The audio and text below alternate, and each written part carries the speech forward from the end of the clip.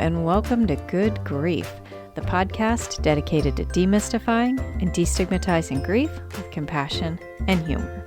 I'm Nikki. I'm an end-of-life doula and a grief coach in Columbus, Ohio. And today I have my first guest episode of Season 5. I am super excited. I had such a great conversation with Kevin O'Connor, the author of 2 Floors Above Grief. I won't take too much of your time here because I want you to enjoy this episode, but I would not be doing my due diligence if I didn't remind you that I have a Patreon. If you go over to patreon.com/NikkiTheDeathDoula, for as little as $1 a month, you can support me in providing pro bono work and giving back to the community where I can. You can also get early access to this podcast and other bonus content throughout the week. But that's not why you're here. You're here to listen to this interview, and I will get right into it. Before we jump in, I just wanted to put a little caveat with the video and everything, and also kind of apologize.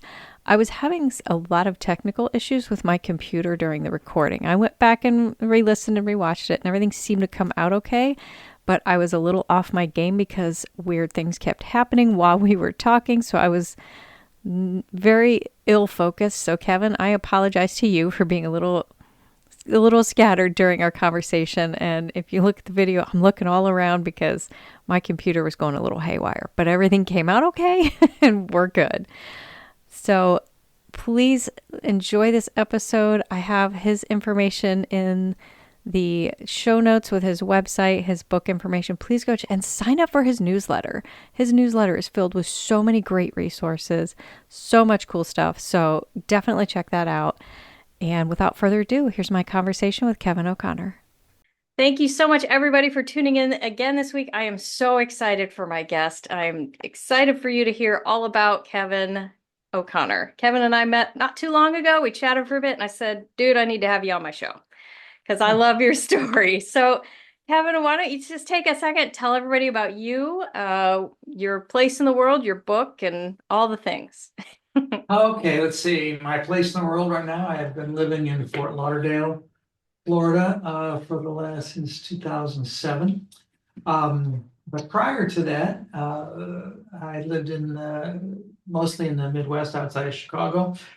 And I grew up in a town called Elgin, Illinois. Elgin is northwest of Chicago, about 30 miles. And I grew up, in a rather unique setting. I grew up in an apartment above a funeral home. And I was born in 1950, and that's the house I was brought home to and stayed there through college. And with my 2 brothers, my mom and my dad.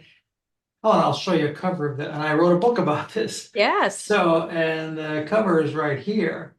And so if you see from the cover, there's this is the house that I talked about. This over here I get reversed. That was my bedroom window. Oh, wow. The one thing about this old house built in the 1880s, my uncle and my dad, they had started a business 10 years prior in 1930 in Elgin, and it was growing, and they needed to expand, and this house was available. It was falling into disrepair.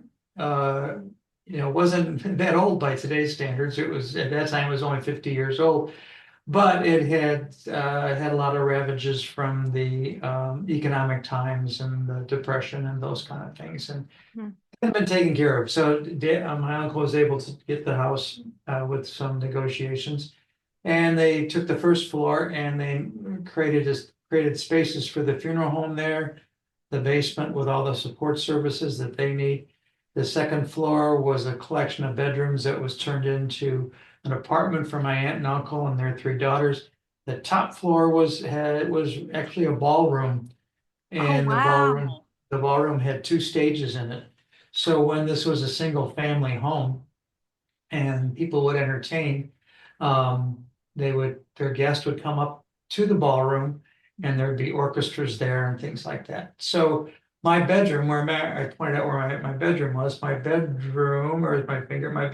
there, Right there. was had a stage in it. So when I came home in 1950, my bassinet or whatever was put right next to the stage. And as I grew and my beds changed, it wasn't until I was about 8 years old that my parents decided we needed more space in the apartment, and they took both stages out. But so the first 8 years of my life, I was right next to a stage, and played on the stage and underneath the stage, and that was the sort of part Yeah, of our as a play. theater kid, that is like my Yeah, little dream. I would have oh, loved that's right. to. Me too.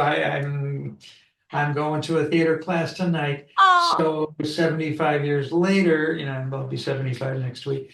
I'm still doing theater stuff, and I really think that it has to do with yeah, sleeping next to a stage for the first yeah, 8 years of my life. Yeah, absolutely. yeah. But intertwined with all this was the idea of living amidst a funeral home, and tying a bit into your work, um, and the whole concept of death and dying and grief. I was immersed in that from the time like I said, I was a baby. So I really never knew anything different, and it was really more or less normalized for me just because it was my living environment. And that's just a little bit of the background that can get us into further discussion, but that's what connects me with you and other people in the death and dying industry, the Yeah. death care industry, the areas of grief. So that's how I ended up in this venue. So the book was published about 3 years ago, and just now I've been working on getting the book out there into the world and talking to people about it. So that's what brings me to you today. Yeah, that's awesome.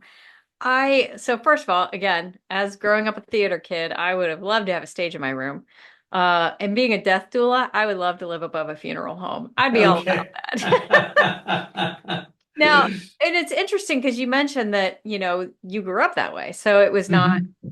it was not stigmatized to you at all. And I can imagine, yeah, if I were to think back to 8-year-old Nikki and my parents said, you're going to move into a funeral home, I would have been like, ew, gross. That's so horrifying. Uh-huh. But Uh-huh. you grew up that way, so it never once even occurred to you that it was horrifying.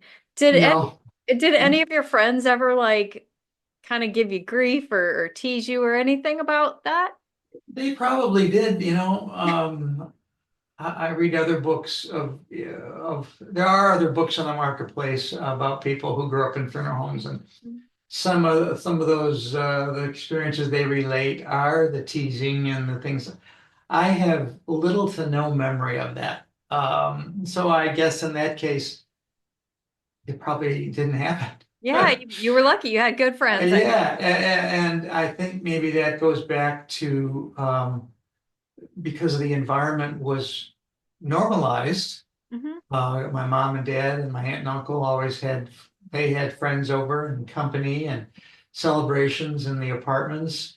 And their daughters were a little, well, 14 to 20 years older than me. So they had preceded me in all the schools I went to in the neighborhoods and things like that. So they sort of laid the groundwork as well. And everybody in town, on that part of town, and in our circles around our schools and churches, they knew that we were the O'Connor kids and we lived in a funeral home. So when I got into school and started making friends and inviting people over to play, having sleepovers, um, I don't remember any resistance. I remember probably more curiosity, Mhm. and probably to a point giving these friends a tour of what was around. Oh, But yeah. the regular friends, the kids that came over more often, they just came up the back stairs to our apartments. They weren't walking through the funeral home or anything like Sure. that. So it was just going up. It'd be like going to anybody's apartment that was on a second or third floor. So yeah, go back to your question. I don't remember getting teased or anything about it, or thinking I'm not going to hang out. We're not going to hang out with him because he lives in a funeral home, and Oh, nothing that's like awesome. that. Well, that's good though. Yeah, I'm glad to hear yeah. that. I'm glad you didn't get teased too much. No, no. Again, I didn't. I really haven't even thought about that until reading other books and then being on a number of podcasts lately where Yeah. that question comes up and think, oh boy, I don't know if I was lucky or if it was just a tribute to my parents, Yeah. if with their social ability and the way they didn't keep themselves out of social circles or anything like that, just because they thought there was a stigma or a label on their business or their profession. So I Yeah. think that, yeah. Mhm. So, well, I want to talk about that briefly. You mentioned credit to your parents a little bit. So, to me, or to most people who don't grow up living above a funeral home, Mhm. that seems not the norm, not totally normal, but to you it was. But did your parents ever address that with you? Did they ever, like, at what age did you start being cognizant of the fact of what was going on downstairs? And how did they talk about that with you? Well, great question. I don't remember any long discussions about it. Okay. I think, from the time I say this in the book a little bit, one of my earliest memories, and very vague at that time, was just if my dad had work to do down in the funeral home, whether it was setting up chairs or working in the office or arranging flowers. And he was also, and we were also under his care. He would just, when I say we, my younger brother and I, he would just take us with him and we would, play on the floor, or he might bring some toys for us to play as he's working. Mm-hmm. And it was just seeing him in his element, I guess, or observing him, but I didn't think much other of it.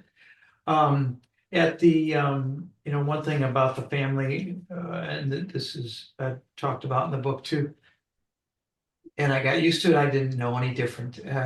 We could be sitting down to dinner, and the phone would ring, and Dad would leave, Yeah. or we could have things planned to go to an outing, or he would be coming to an event at our school, and he would get called on the phone for either a death call, somebody died, or an ambulance call, which he also had a service, and he would have to leave right away.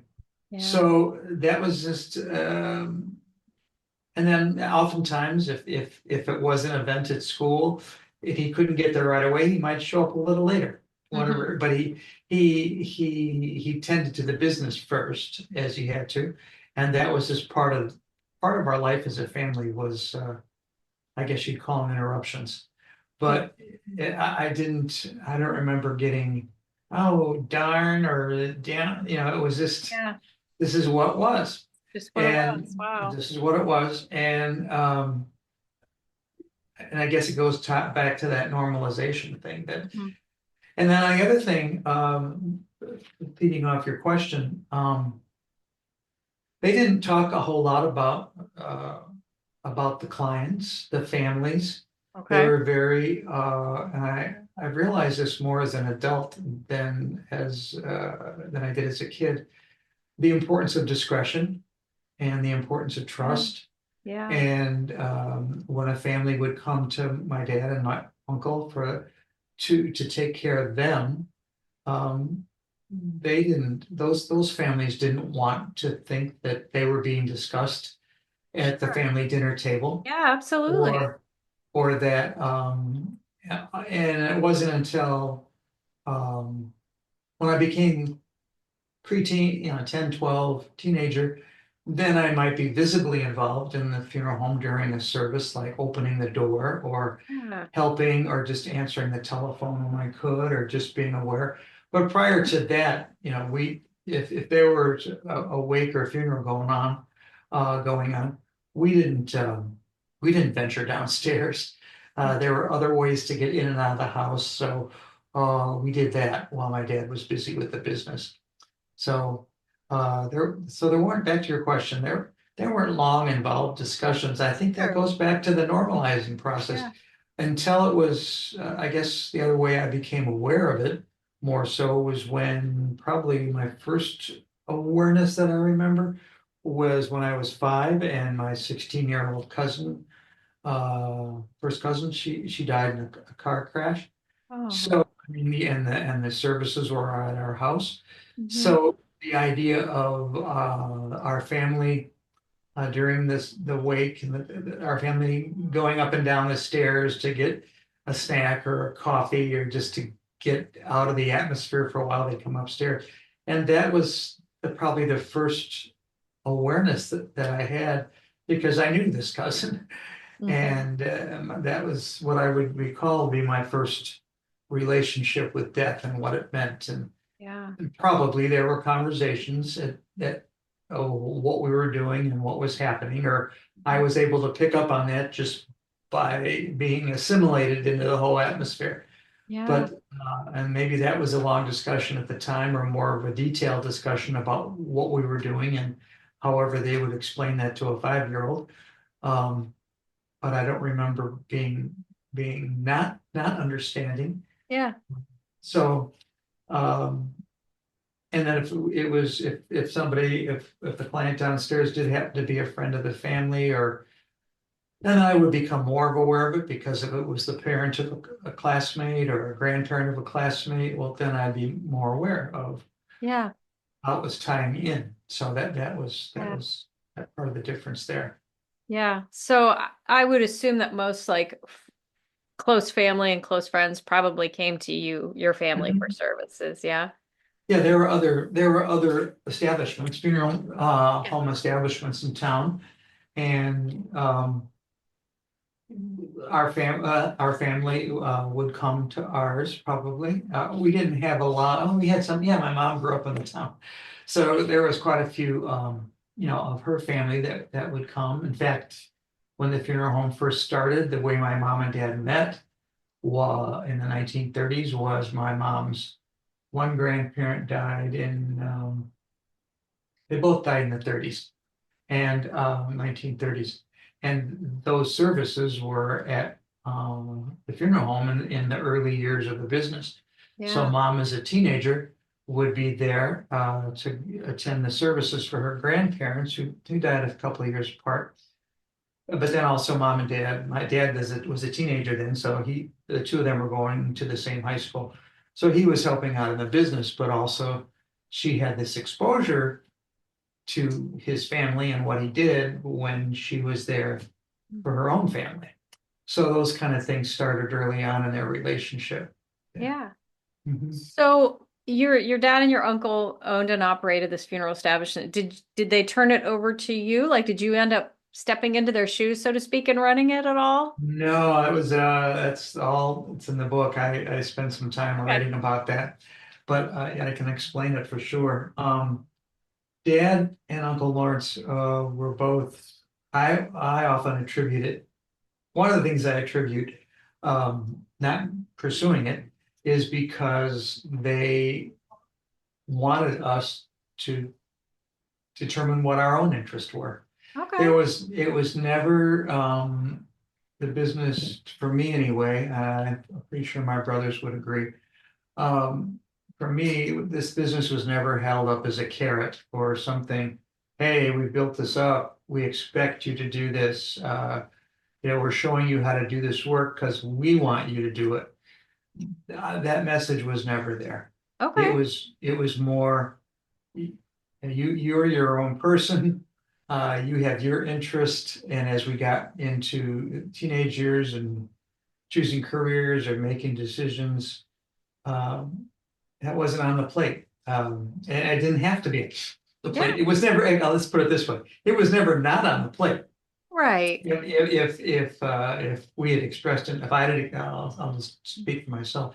If I had expressed an interest, it's sure they would have taken me under a wider wing and been able to intern and apprentice me in ways more than what I was doing just by living and working in the environment. But I pursued myself. I decided to pursue education, so I became a teacher and a school principal, and that's what I did with myself and my career. So, Awesome. So yeah. then what happened to the funeral home? Is it still running? Yeah. Well, in 1984, by 1984, my uncle, who was a few years older than my dad, my in 1984, my dad was 71. He died that year of cancer. Okay. So, and my uncle had pretty much, the roles had changed. He had pretty much he was living in the house still, Okay. in his apartment, but he wasn't as active in the business. So, the, um, the business was sold, just prior to my dad's death. And they still retain the name. Oh, okay. And then that gentleman owned it for a while, and then it changed hands one, two, three more times, I think. Wow. But then it's continues to be a funeral home. Hmm. O'Connor is still in front of the sign. It still says now that the gentleman who's owned it for more than 20 years, his name is Leeds. And so now it says Leeds O'Connor, Okay. and he rents it out of the same house. But since 1984, there has never been any kind of involvement from our family, from a business standpoint. We'll go there when there's a family or a wake that we want to attend, Yeah. but there's never been any kind of attachment. So actually, is that my uncle started the business in 1930. So in 5 years, the business will be 100 years old. Oh my gosh. So, Yeah. yeah. Wow. That's Mhm. amazing. Yeah, yeah, Oh, yeah. So so I mean, it's and they starting this business, and they came to the town as newbies. They'd been raised in Indiana, and they learned of this opportunity to get a place and open a funeral home in this town of Elgin. And my uncle came as a 20-something and fresh out of mortuary school, and brought my dad and his sister, his aunt, they were teenagers, brought them along because he was then gonna help raise them. mhm. So that's how my dad got involved in the business. Like me, it was Yeah. his home. Yeah. And so then he did continue and did decide to go to mortuary school and work with his brother in the business. Sure. So, yeah, So I have to ask the question, and I'm guaranteed you get asked this all the time. But my yeah, one of my favorite TV shows of all time was Six Feet Under. oh, of course, So yeah.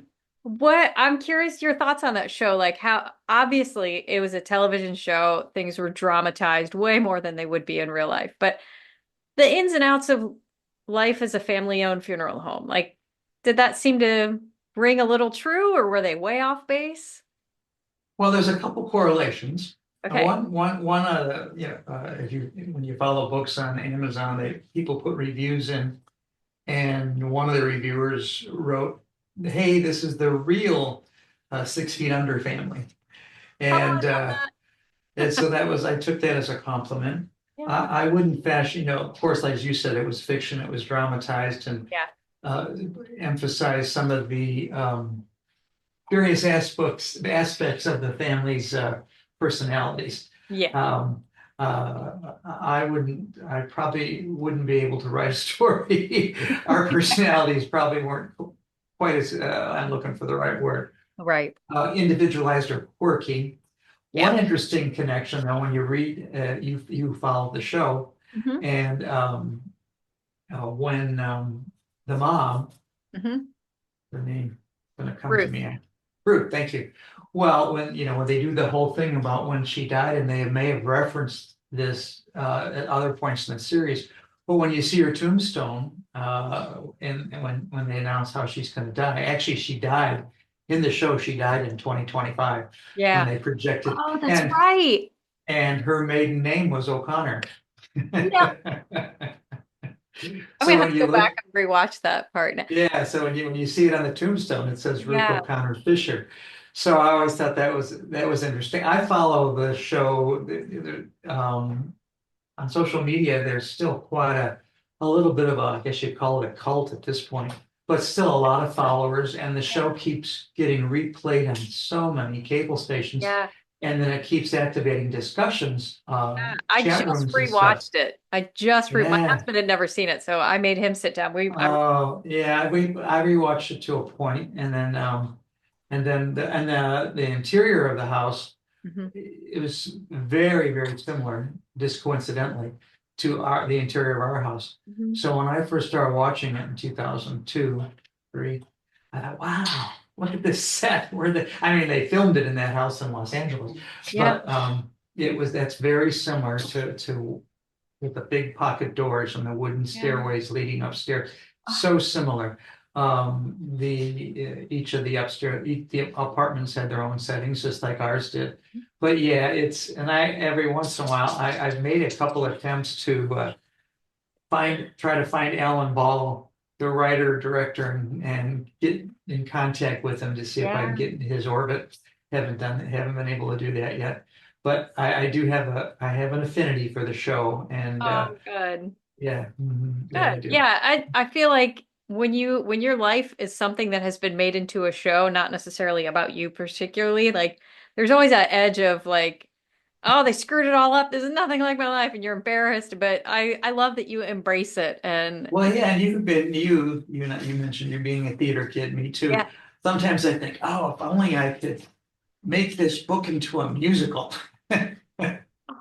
Or something like that, or I find somebody to help me put it into Oh a my musical gosh, since, that and would be that would be, but that's sort of how do I do that? And how do I find Alan Ball? that. I And mean, see that what would be he so can, cool. yeah, so that's a good point of conversation. And yeah, other Yeah. people have talked about that. And when people that I know from my past, Yeah. they'll call me, hey, I was watching this. This is so much like your house. This is so much some of the I stories you bet. told us. I Yeah, bet. yeah. Oh, such So a great show too. yeah, yeah. Oh, yeah, yeah, yeah, Really, yeah. really good. Of all the shows I've watched, like the series ending of that was like perfection. It couldn't Well, be. yeah, and I capitalized on that in the book Oh, okay. because in the book, by the time I wrote the book, there were 10 of us in the house. But by the time I wrote the book, and they're discussed in the book. I mean, each character is discussed. But by the time I wrote the book, seven of them had died. Oh, wow. So I opened this section by saying I viewed all the episodes of the series 6 Feet Under written by Alan Ball. And then I go on to say set in a funeral home and family apartment of similar interior design, I connected with the family portrayed. Each episode focused on the story of a client, how they died and their arrangements, their wake and funeral. The story was interlaced with stories about the lives of the funeral home owners. The final episode was a flash forward to tell the stories of how each of the surviving family characters met their end. In similar fashion, this final part of the book highlights the end of life occurrences, wakes, and funerals of the four owners of O'Connor Funeral Home and our three cousins. Deaths do not happen in sequence. This was affirmed to me in a letter I received from my father's sister when their brother Dan passed away in July 1973. Dan's death was a shock from which it will take us a bit of time to recover. The law of averages says we should die as we were born, oldest to youngest, but he, Dan, the third born, broke the law of averages. Needless to say, the rest of us are looking at each other furtively. Oh, And so that's how and then I put my brothers and I are the remaining survivors of the original Division Street residents. It's a sobering and contemplative thought. We remain furtive. oh, And so that then I devote a chapter to each one of the oh, that's people beautiful. that had died. So similar to the way the show ended. I just it wasn't a preview. It was a postscript, but Yeah, just to tie the theme of the show in with the book. That's all I I'm did. really looking forward to reading your book. I have not had a chance yet, and I'm going to. So I'm You've really, got a copy. You've got a copy. I don't have a copy yet. Okay. All right. So, Okay. but I am Okay. going to get one. So, Okay. All right. Kevin, this has been, I could talk to you all day, but All yeah, right. you know how these things go. So, but I have a tradition at the end of every one of my podcast episodes where I pull a card at random from the death deck and I will read the card and then it's their conversation starter questions about death and dying. So you will answer the question and then fair's fair, I will answer it as well. So I'm gonna Okay. pull one here from the middle at random. And okay, okay, this is very topical. Uh, Okay. well, not really for you, but just for the time. Do you think a person has the right to determine when they should die if they are diagnosed with a terminal disease? Yes, as long as they are of sound mind. B, in rare situations, but I wouldn't be a part of it. Or C, no, never. I just had someone on my show who talked about medical aid in dying. That's why I said this was kind of topical. They talked about medically induced dying. Is that what they Mhm. said? Yeah, medical aid in dying. Yeah. So that's kind of what this is Well, referencing. Do you think people should be able yeah. to choose? Yeah, I think they should be able to make that decision. I mean, for myself, I have a living will. Hmm. So, I don't want to be kept on life support. I want to go as naturally as possible.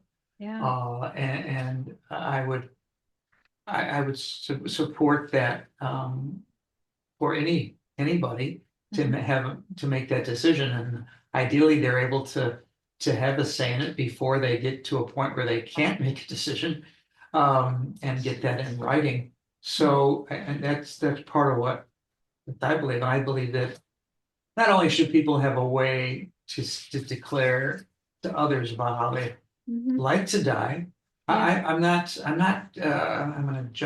go a little tangent here. You Okay. know, part of this gets into Kevorkian and stuff too. Mm. Yeah. Um, um, I'm not sure where I'm in about that. Okay.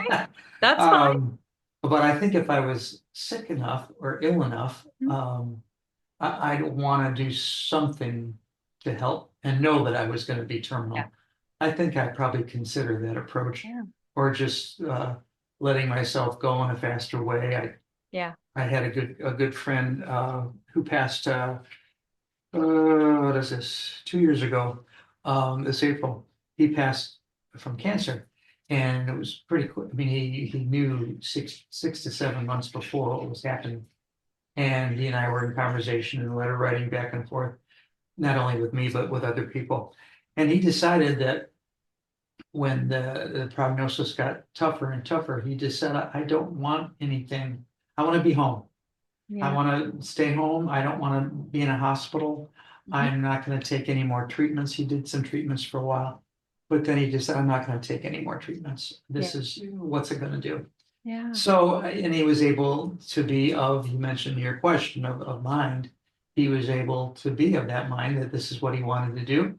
And he had friends and family that helped him in that journey. Oh, So, and I think, that's important. I think that's important.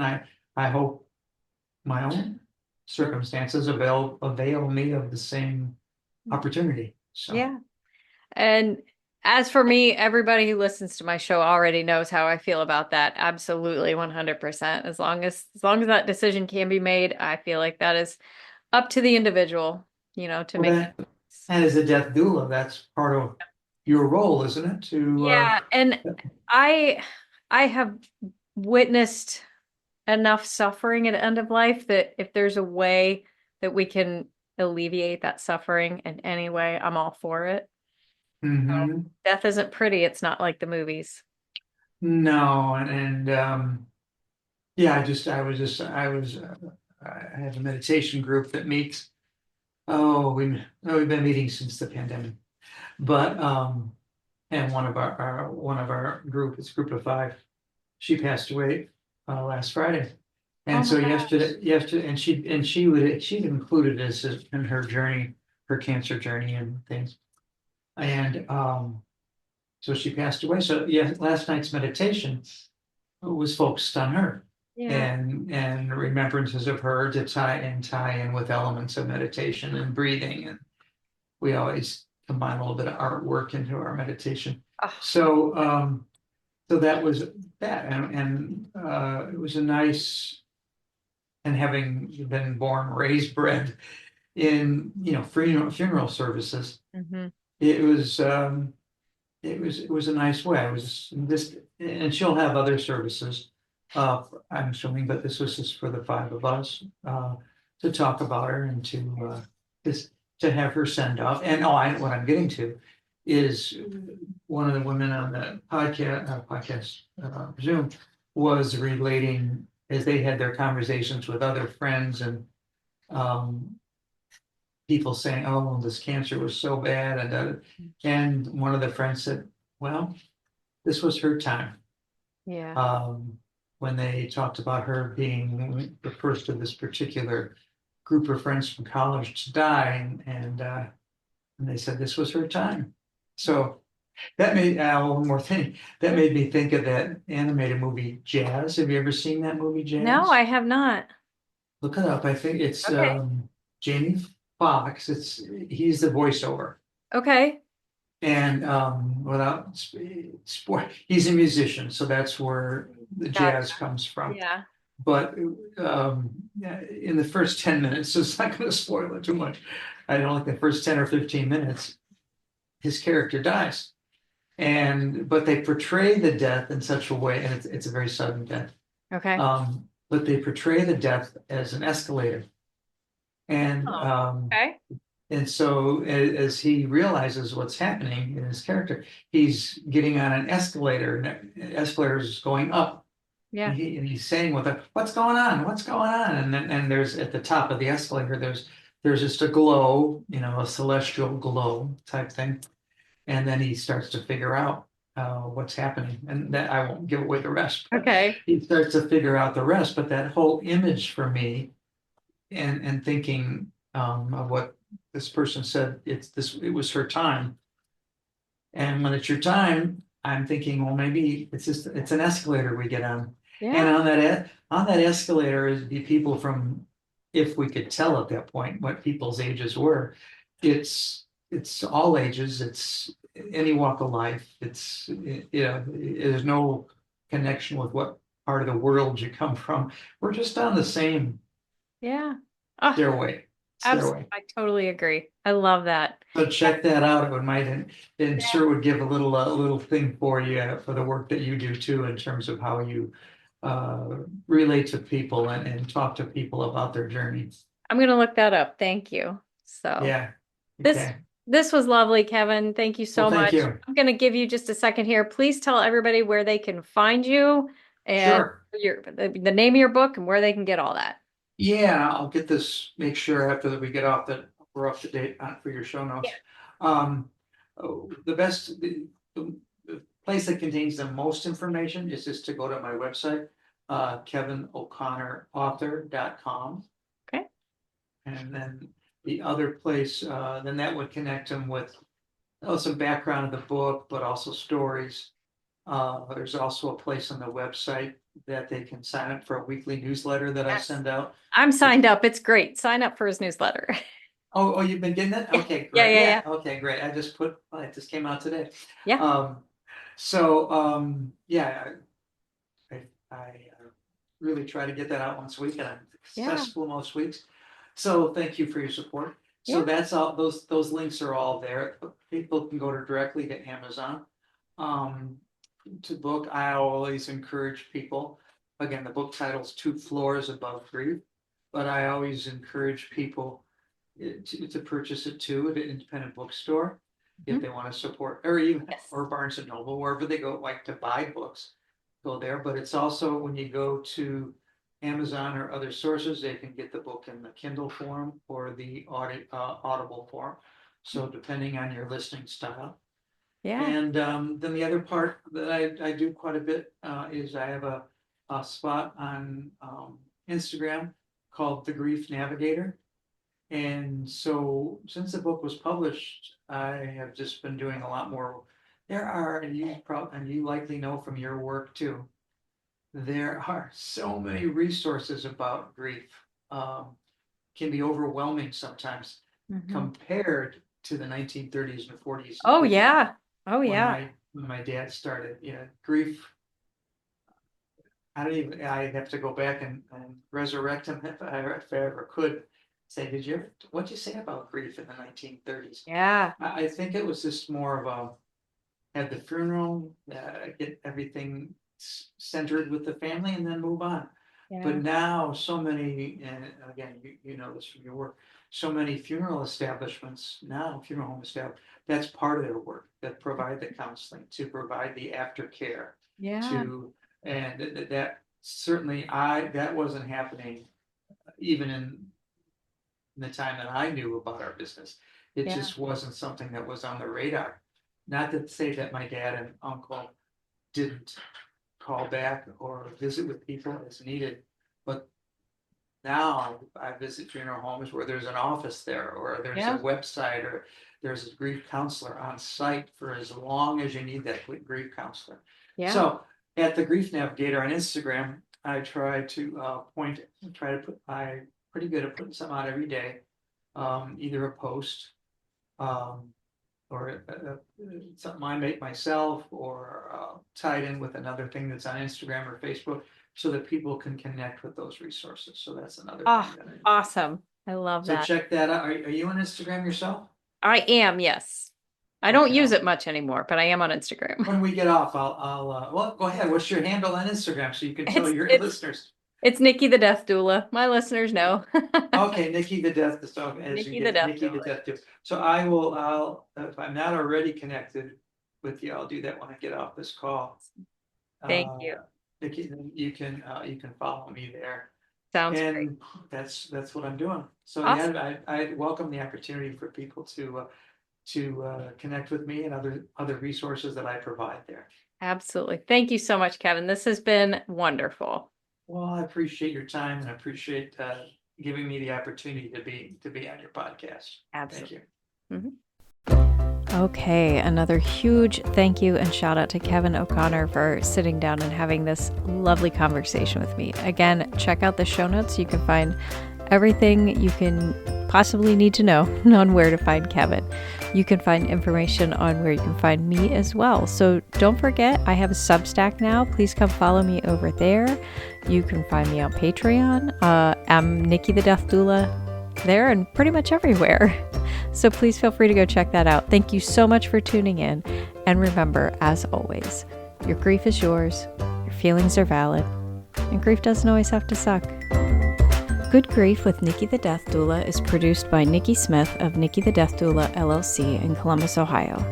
Nikki the Death Doula LLC is for consulting, education, emotional support, and guidance, and is no way considered a funeral establishment or licensed mental health establishment. Scripts, editing, sound design, literally everything with this podcast is done solely by Nikki Smith of Nikki the Death Doula LLC, with the exception of the music. The music is Cheery Monday by Kevin MacLeod. Licensing information can be found at filmmusic.io.